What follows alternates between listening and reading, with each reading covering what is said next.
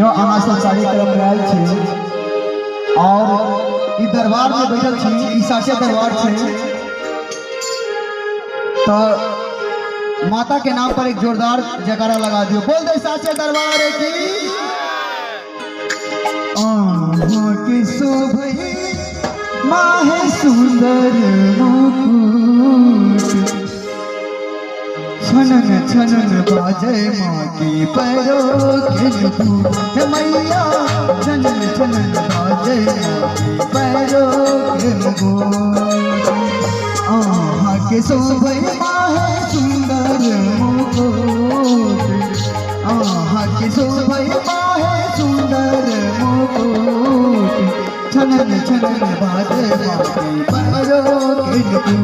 हे मैया छनन छनन बाजे माँ की पैरों के नुपुर।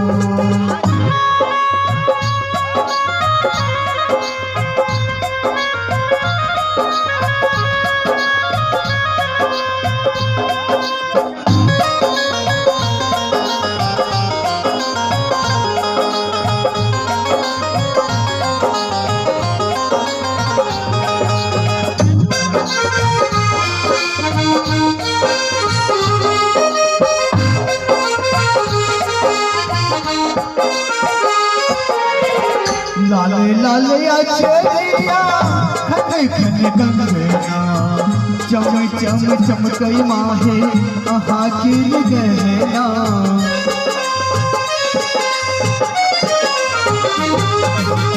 लाले लाले अचरिया खन खन कंगना, चम चम चमकई माहे आहा की गहना। घन घन बाजे मैया चूनर की घूंघूर, घन घन बाजे माहे चूनर की घूंघूर, छनन छनन बाजे माँ के पैरों के नुपुर। हे मैया छनन छनन बाजे माँ के पैरों के नुपुर।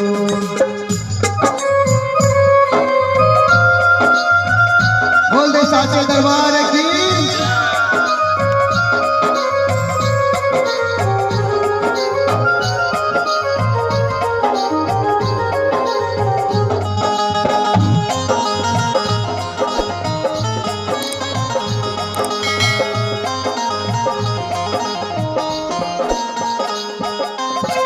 घट घट खबर